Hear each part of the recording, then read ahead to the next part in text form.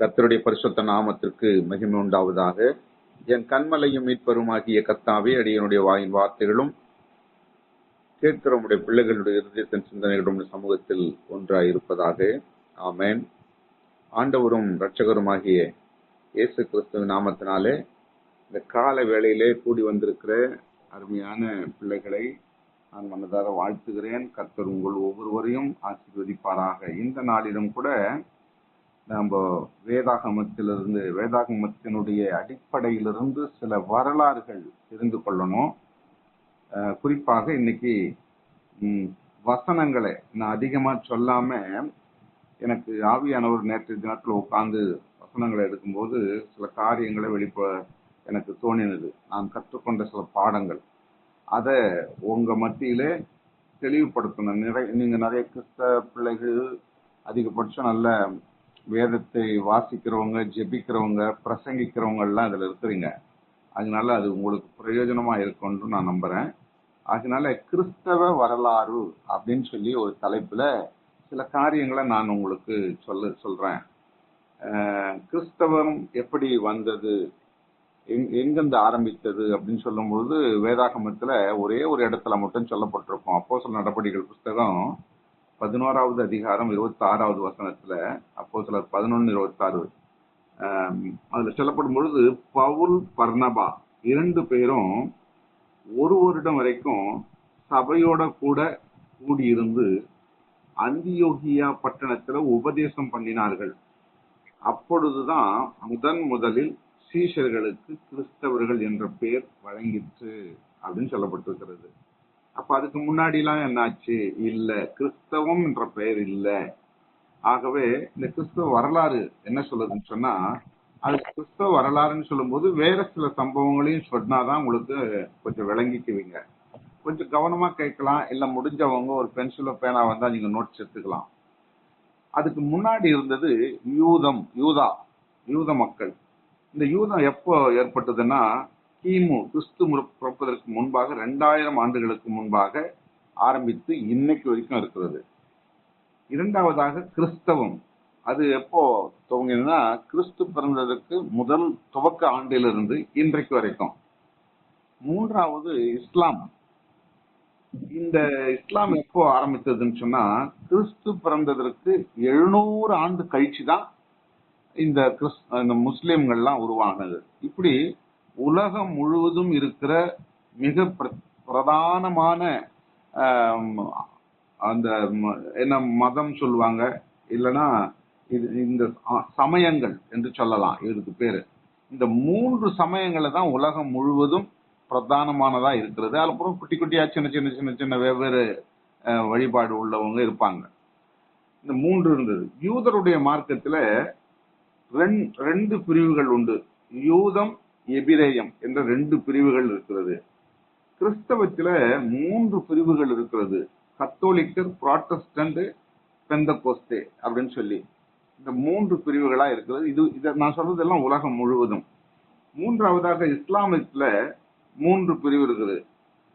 ஷியா, சுன்னி, அஹ்மதிய இயக்கம் என்ற 3 பிரிவுகள் இருக்கிறதாக சொல்லப்படுகிறது.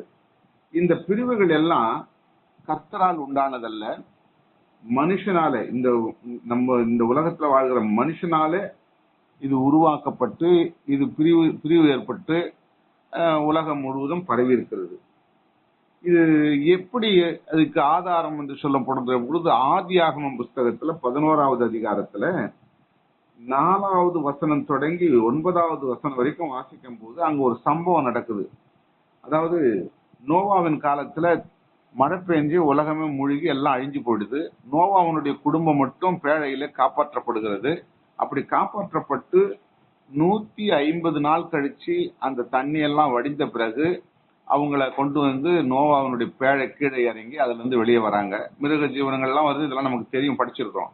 அப்ப அந்த 8 பேர், நோவாவினுடைய குடும்பம் 8 பேர் மூலமா தான் மறுபடியும் உலகம் முழுவதுமாய் மக்கள் தோன்றினார்கள்.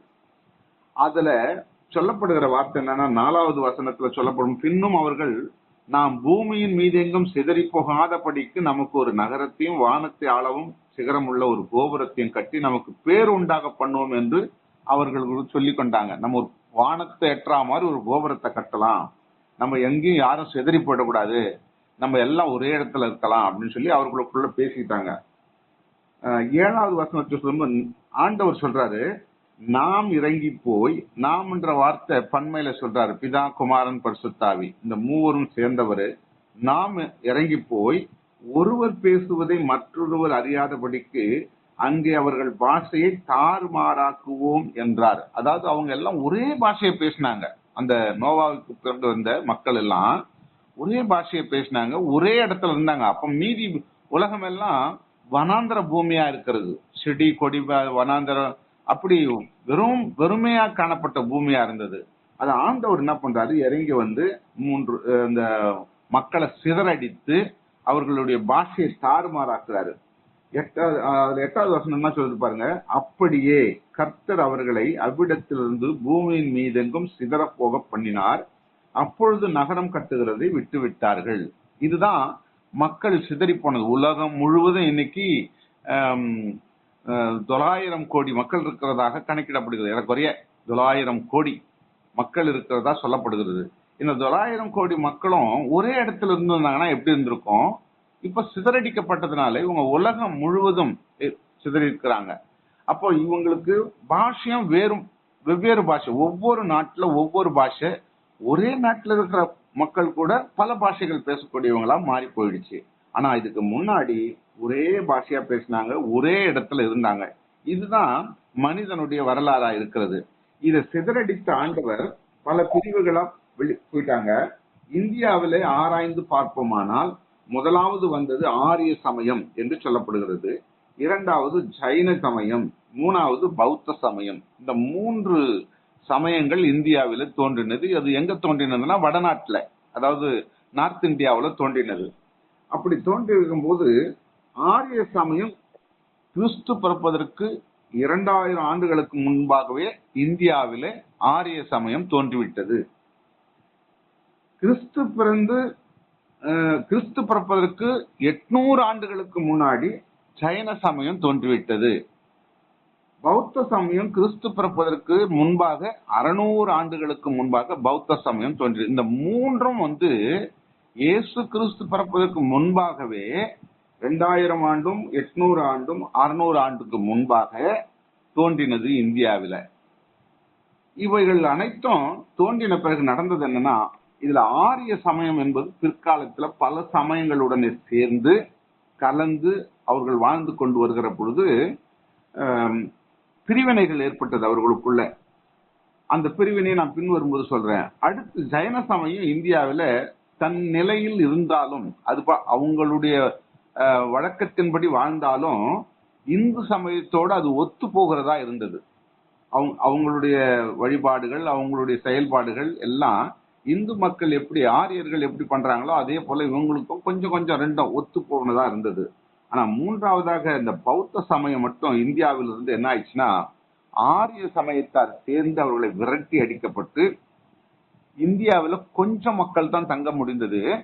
மீதியான மக்கள் என்ன பண்ணாங்கன்னா, அவங்க பல தேசங்களுக்கு, அதாவது சீனா, திபெத்து, ஜப்பான், பர்மா, இலங்கை ஆகிய பல நாடுகளுக்கு அவங்க பிரிந்து சென்று அங்கே வாழ்ந்து கொண்டிருக்கிறதாக நமக்கு இன்றைக்கும் வரலாறு சொல்லுகிறது. ஆரிய சமயத்தார் இந்து என்ற பெயரில அவங்களை தங்களை மாற்றிக்கொண்டு, நாங்கெல்லாம் இந்து ஹந்துன்னு 2 விதமா ஒன்றாதான் இருக்கும் இந்து. அது நம்மளுடைய எஸ்தர் புஸ்தகத்துல கூட அகாஸ்வேரு ராஜா ஆளுகை செய்கிற 127 நாடுகளில் இந்து தேசம் முதல் எத்தியோப்பியா தேசம் வரைக்கும் அப்படின்னு சொல்லி எழுதப்பட்டிருக்கோம் வேதாகமத்துல, ஒரே ஒரு இடத்துல மாத்திரம். அந்த விதமாக இந்த இந்துன்றது தேசத்தினுடைய பெயர் அல்ல, அது ஒரு மதத்தை, அதாவது அந்த என்ன சொல்லுவாங்க, சமயத்தை சார்ந்ததா இருக்கிறது. அப்படிதான் இந்த ஆரிய சமயத்தார் இந்து என்ற பெயரில 4 பிரிவுகளாக தங்களை பிரித்து கொண்டாங்க. என்னென்ன பிரிவு பிரிச்சாங்கன்னா, முதல்ல பிராமணன், 2வது வைசியன், 3வது சூத்திரன், 4வது சத்திரியன். இந்த 4 பிரிவுகளாக பிரித்து கொண்டார்கள். இன்றைக்கு இந்தியாவில் அதுதான் பெரிய பிரச்சனையா இருக்கிறது. எங்க போனாலும் ஜாதி ஜாதி ஜாதி. ஏன் கிறிஸ்தவர்கள் வேதத்தை அறிந்தவர்கள், வேதம் தான் எனக்கு சத்தியம், கடவுள் ஒருவர் தான் அப்படின்னு சொல்லி விசுவாசிக்கிற நாம கூட என்ன பண்றோம், அந்த ஜாதியில தான் விக்கிறோம். அந்த ஜாதி என்ற பெயரால தங்களை தாங்களே அழித்து கொண்டிருக்கிற ஒரு சூழ்நிலை இந்தியாவில் பெருகிவிட்டது. ஒருவேளை இந்தியாவில் மட்டும்தான் ஜாதி இருக்கிறதா, வேறு நாட்டுல இல்லையா அப்படின்னு ஒரு சில கேள்விகள் நமக்குள்ள எழும்பலாம். அப்படி எழும்புகிறதுன்னு சொன்னா, வேறு எந்த நாட்டிலும் இந்த ஜாதி பிரிவினைகள் கிடையாது. ஆனா இந்தியா மக்கள் வேறு நாட்டுக்கு குடியேறி அவங்க வம்ச வரலாறா வளர்ந்து வருகிற பொழுதுதான் அந்த ஜாதி அங்க உருவாகி இருக்குமே தவிர, அந்த நாட்டுல வேரூன்றி நின்றவர்கள் யாரும் ஜாதி வச்சு பார்க்கல. ஆனா இந்தியாவில இந்த ஜாதி என்றது பெரும் ஒரு பேச்சு பொருளா இருக்கிறது. அது செயல் வடிவிலும் இருந்து கொண்டிருக்கிறது. அதனால மக்கள் ஒருவரை ஒருவர் கொலை செய்து கொள்ளுகிற நிலைப்பாட்டில் இருக்குது. ஆகவே இந்த 4 பிரிவாக பிரிந்தது இந்த ஜாதி என்றது. அதுல குறிப்பா இதை பிரித்து நல்ல அழக தெளிவுபட இதை நம்ம அறிய வேண்டுமானா, அந்த காட்டி கொடுக்கிறவன் யாருன்னு சொன்னா பிராமணன் அப்படின்னு சொல்லப்படுகிறது. அவங்களுக்கு எப்சி பேக்வர்ட் கிளாஸ் சொல்லுவாங்க இல்லையா, அது. 2வது இருக்கிறவன் பணிந்து போனவன், மற்றவர்களுக்கு பணிவாய் நடந்து கொள்ளுகிறவன் வைசியன். அவன் பிசி எம்பிசி இந்த 2 வகுப்பை சார்ந்தவனா மாறிட்டான். 3வது ஒருவன் எதிர்த்து நின்றவன், எந்த காரியம் செய்தாலும் எதிர்த்து நின்று இது தவறு, இது தப்பு, இது சரி என்று சொல்லி எதிர்த்து நின்றவன் தான் சூத்திரன் என்று சொல்லப்படுகிறது. அவங்களுக்கு தான் எஸ்சி, அதாவது ஷெட்யூல் காஸ்ட் சொல்லப்படுகிறது. 4வதாக இவைகளெல்லாம் எனக்கு வேண்டவே வேண்டாம் அப்படின்னு சொல்லி பயந்து மலைக்காட்டுக்கு ஓடி போய் அங்க வசித்தவன், அதாவது இருளர் குறவர் சொல்லுவாங்களே அவன் தான் சத்திரியன். அவனுக்கு எஸ்டி அவனுக்கு ஒதுக்கப்பட்டுடுச்சு. இந்த 4 பிரிவுகளாக இந்த அந்த ஆரிய சமயத்தார் பிரிந்து போனார்கள் என்று வரலாறு சொல்லுகிறது. இப்போ அடுத்து என்ன நடக்குதுன்னு சொன்னா, இந்தியாவிலே ஆரியர்கள் 3% தான், அதாவது பிராமணர்கள். அவங்க யாருன்னு சொன்னா காட்டி கொடுக்கறவங்க, வெள்ளைக்காரங்கிட்ட காட்டி கொடுத்தவங்களே அவங்க தான். ஏன்னா சரித்திரம் அப்படித்தான் சொல்லப்படுது. இன்னைக்கு இந்தியா வெள்ளைக்காரங்கிட்ட இருந்து நாட்டை மீட்கும் போது மகாத்மா காந்தி இருந்து அந்த சத்தியாகிரகம் பண்ணி மீட்கும் பொழுது கூட இந்த பிராமணர்கள் உள்ளுக்குள்ளே இருந்து மகாத்மா காந்திக்கும் போட்டாங்க, வெள்ளைக்காரனுக்கும் காட்டி கொடுத்தாங்க. அவங்க தான் காட்டி கொடுக்கறவங்க. அவங்க 3% தான் இந்த இந்திய தேசத்துல இருக்கிறாங்க. திராவிடர் என்று சொல்லிக் கொள்கிறவங்க 85% இருக்கிறாங்க இந்தியாவில. 3வதாக சிறுபான்மை, அதாவது கிறிஸ்தவர்கள், பௌத்தர்கள், நம் முஸ்லிம்கள், இந்த 3 இணைந்து 12% இருக்கிறது. இதுதான் வரலாறு சொல்லுகிறது. அப்போ இந்தியாவில 4 ஜாதிகளா பிரிந்த இந்த மக்கள், குறிப்பாக கிறிஸ்தவர்கள் மட்டும் உண்மையான கடவுளை ஆராதனை செய்து, ஏன்னா அந்த கிறிஸ்தவம் தோன்றினது அப்போஸ்தலர் நடவடிக்கைகள்ல வாசிக்கிற அந்த முதல் கிறிஸ்தவர்கள் என்று சொல்லப்பட்ட அந்த வார்த்தையின் பிரகாரம் கிறிஸ்தவர்களாய் வந்தவர்கள் ஒரு சில, அதாவது யூத மார்க்கத்திலிருந்து பிரிந்து வந்தவர்கள்.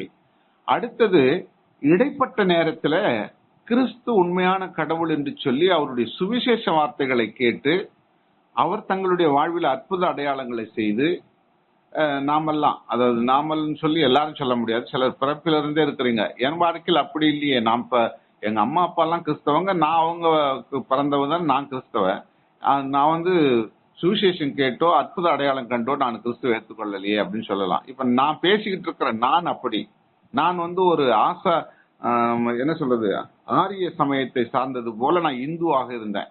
நான் பல வழிபாடுகள் எனக்குள்ள இருந்தது, விக்கிரகங்கள். ஆனா ஒரு காலகட்டத்துல ஆண்டவர் என்னை அழைத்ததின் பேரில அவர் யார் என்னார் என்று அறிந்து கொள்வதற்கு ஒரு வாய்ப்பு கிடைத்தது. அந்த வாய்ப்பு கிடைத்த 22 வயது நான் அறியும் பொழுது, அப்ப அந்த வாய்ப்பு கிடைத்த பிறகு அவர் சத்தியத்தை ஆராய்ந்து வாசிக்க அதற்கு உடந்தையாக என்னை சார்ந்தவர்கள் அதுக்கு ஆதாரமாக பல சம்பவங்களை சொல்லி, இவர்தான் உண்மையான கடவுள் என்பதை, அவர் ரத்தம் சிந்தினார், அடிக்கப்பட்டார், என்னை பாவத்திலிருந்து மீட்பதற்கு அவருக்கு அதிகாரம் இருக்கிறது, என்னை பாவத்திலிருந்து மீட்டிருக்கிறார் என்ற இந்த சம்பவங்கள் எல்லாம் நான் விசுவாசித்தபடியினாலே நான் கிறிஸ்தவன் என்று நான் இப்ப சொல்லிக் கொள்கிறேன். அந்த மாதிரி ஏராளமான மக்கள் இந்தியாவில் உண்டு. அப்படி அந்த கிறிஸ்தவம் என்பது கிறிஸ்து பிறந்து முதலாவது ஆண்டில துவங்கினாலும் இந்தியாவுக்கு கிறிஸ்தவம் எப்போ வந்ததுன்ற ஒரு கேள்வி நமக்குள்ள எழும்பலாம் இல்லைங்களா? இந்தியாவிலே கிறிஸ்தவம் வந்தது முதல் மகாராஷ்டிரா மாநிலத்துல பம்பாய் பட்டணத்துக்கு வந்தாரு. யாரு? தோமா வந்தாரு. எப்பன்னா கிபி 54, அதாவது கிறிஸ்து பிறந்து 54வது ஆண்டுலயே தோமா என்பவர் இயேசுவோட கூட உண்டு உறங்கி வாழ்ந்தவர். அவரை தொட்டு அவரோடு கூட இருந்து தங்கியிருந்து வாழ்ந்த ஒரு அற்புதமான ஒரு மனுஷன் தோமா. அவரு நம்ம இந்தியாவுக்கு வந்தது மகாராஷ்டிரா. இரண்டாவதாக வரும்போது அவர் திரும்ப எருசலேமுக்கு போயிட்டு திரும்ப வரும்பொழுது அவர் 56ல கேரளாவுக்கு வந்தார். கேரளாவில் வந்து முதல் சபைகளை உருவாக்கினார். இன்னைக்கும் அந்த சபை ஞாபகார்த்தமா வைக்கப்பட்டிருக்கிறது கேரளாவில். இது நமக்கு எல்லாருக்கும் தெரியும். அந்த ஏழரை சபைன்னு சொல்லுவாங்க. அந்த சபை இருக்கிறது நம்ம எல்லாருக்கும் அறிஞ்சிருக்கிறோம். பல சம்பவங்கள் நம்ம சொல்லியிருக்கிறாங்க.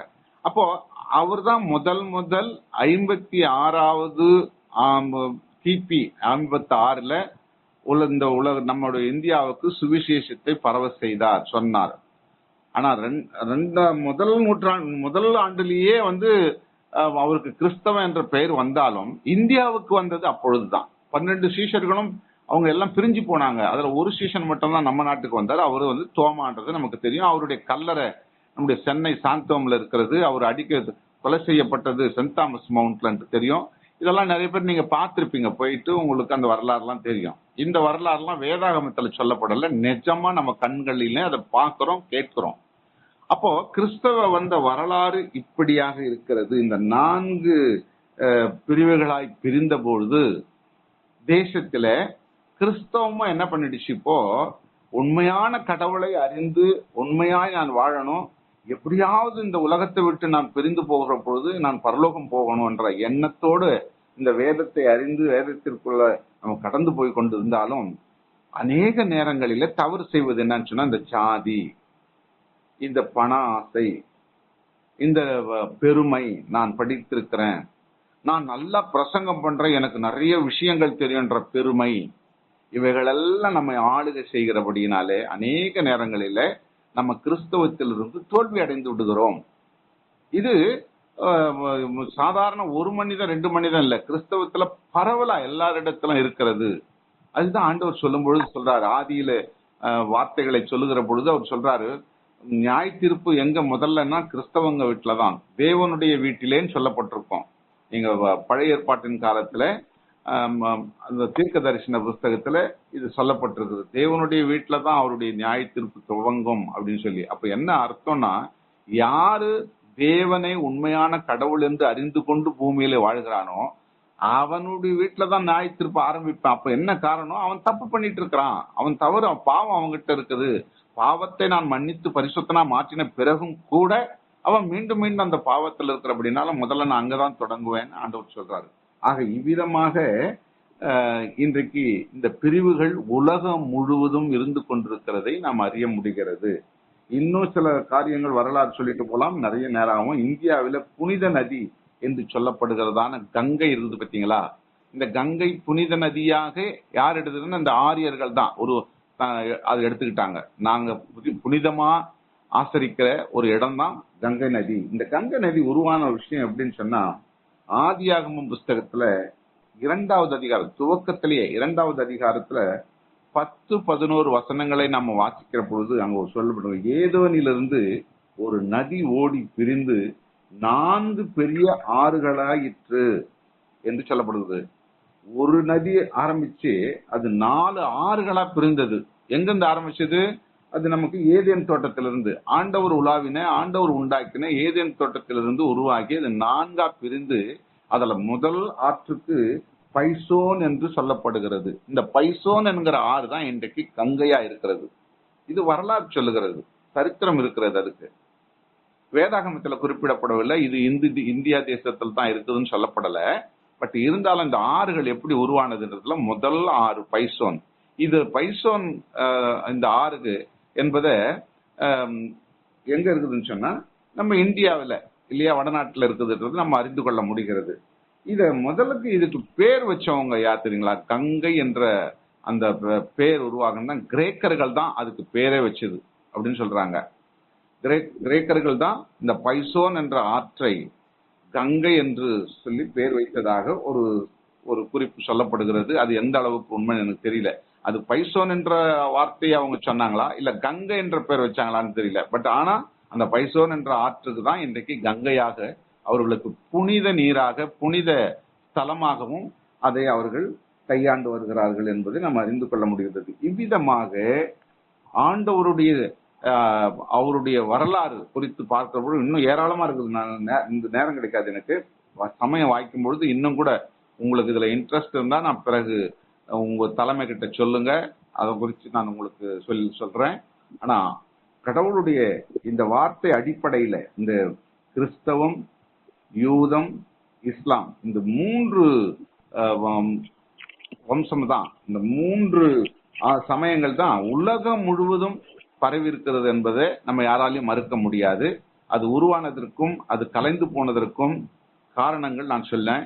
ஆக இவ்விதமாக இந்த செயல்பாடு உங்களுக்கு உலகத்துக்குள்ள கடந்து போகும்பொழுது நீங்கள்லாம் அமெரிக்கா கடவுள், நீங்கள்லாம் வெள்ளக்காரன் கடவுள் அப்படின்னு சொல்லி எல்லாம் சொல்லுவாங்க கிராமத்துல. நான்லாம் அதெல்லாம் நான் அனுபவிச்சிருக்கிறேன். அந்த வார்த்தையெல்லாம் என்ன கேட்க சொல்லியிருக்கிறேன். உங்களுக்கு எல்லாம் அமெரிக்காவில இருந்து பணம் வருது அப்படின்னு சொல்லுவாங்க. ஆண்டவர் அமெரிக்காவுக்கு ஆண்டவர் இல்லை, உலகத்திற்கே ஆண்டவர். அதே சமயத்துல வரலாறு இதுதான், எப்படி உருவானதுன்றது இதான் வருவது. அது யாராவது உங்களுக்கு கேட்கும் போது சொல்லும் போது கூட டக்குன்னு இதை சொல்லலாம். 3 சமயங்கள் தான் உருவானது, இப்படி வரலாறு சொல்லப்பட்டிருக்கு சொல்லலாம். ஆகவே இந்த சிந்தனையோடு இந்த உலகத்துக்குள்ள கடந்து போவோம். கர்த்தர் உங்களை ஆசீர்வதிப்பாராக. ஆமென்.